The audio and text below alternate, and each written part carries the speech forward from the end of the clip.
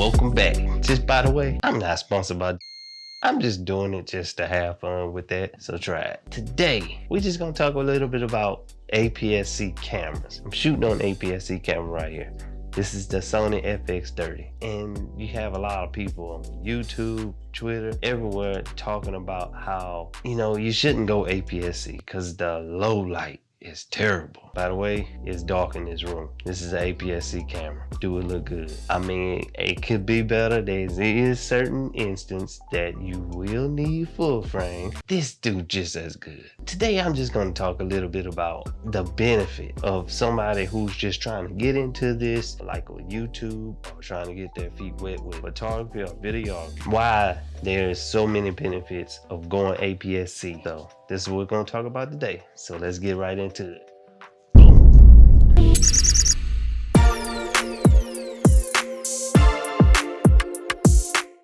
Alright, before we get into anything, I need y'all to stop playing around. Go ahead and like the video right now.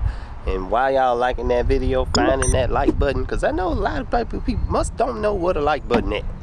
But while y'all looking for that like button, I'm gonna play for y'all a couple little cinematic clips that I had just shot out here with my APS-C camera. So enjoy.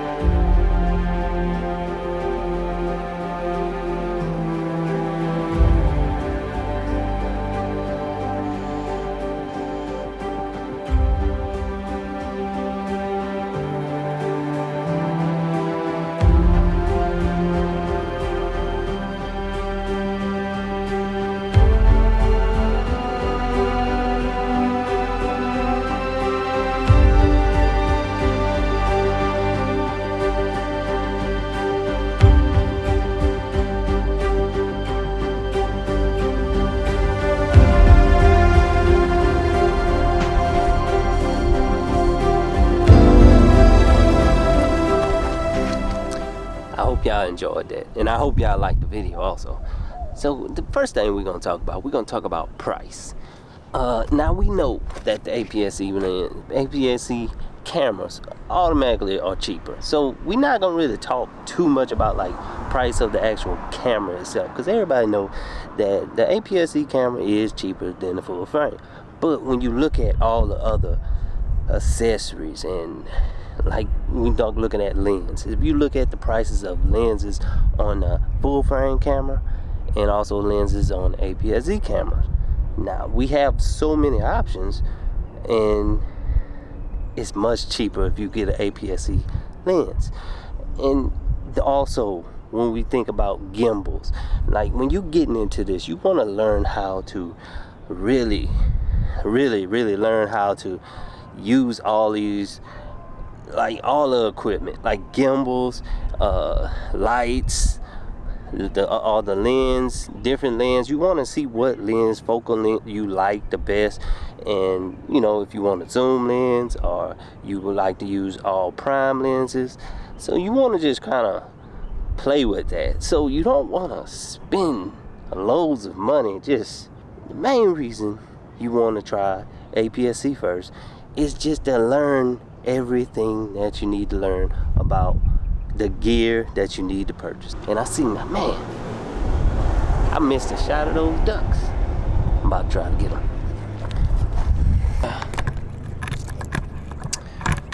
Can't get this thing right. What the heck? Wait, hold on. Alright, so the next thing we want to talk about is camera lenses. Now we have a big range of option of lenses.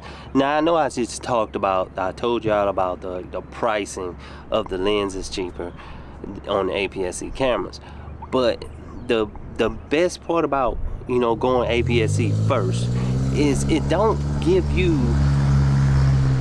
make you buy full frame lenses right away. Now full frame lenses is gonna always be a better option no matter what. Now when you're looking at APS-C lenses, the lenses are very much cheaper. So you can get as many APS-C lenses as you want, and you also can use that full frame lens on your APS-C cameras. So you can just kind of collect your full frame lenses as you know, just along your journey and just learning how to use this camera. And then when you wanna, you want to go on here and you want to get that full frame camera, you already have your full frame lenses. And then another thing that's a plus on the APS-C cameras when you're using a full frame lens, now it's something like on the edges, I don't want to get too technical with this, but around the edges of any lens, that's when you start getting a little bit of distortion. But you never, on the APS-C camera, you never touch the outside of that full frame lens, so it's gonna always be much sharper than the full frame. So this next thing we're gonna talk about is size. Now, when it comes to size, it's very awkward when you first starting. If you want to start vlogging or start just shooting video or photos anywhere, it's very awkward when you first starting this out, because people look at you and they just looking at you, and they ask you questions about, are you a photographer or anything like that, but you're just trying to learn this stuff. So you're really not a photographer, you're just trying to learn how to work your camera. So when you look at that size, it's so much lighter, and then it's less awkward when you're using an APS-C camera, a smaller camera, other than those big full frame cameras. So for the next thing, I want to talk to y'all about this sitting down in the comfort of my own home. So I'm gonna wait till I get home. I'm about to head home right now, so I'm gonna wait till I get home, and I'm gonna talk to y'all a little bit about this last thing. You really want to listen to this one, because this one I think is the most important about the APS-C camera, just starting out on the APS-C camera. So see y'all when I get to the house.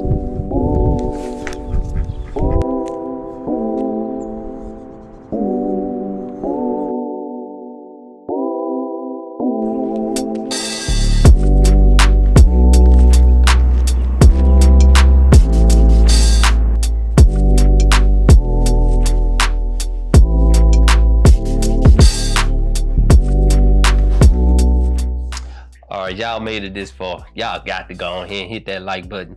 If you hit that like button, you will help other people find this video that really need it. Even if you don't really need this video, hit the like button, please. Get it out to 1 million people, I guess. We never know.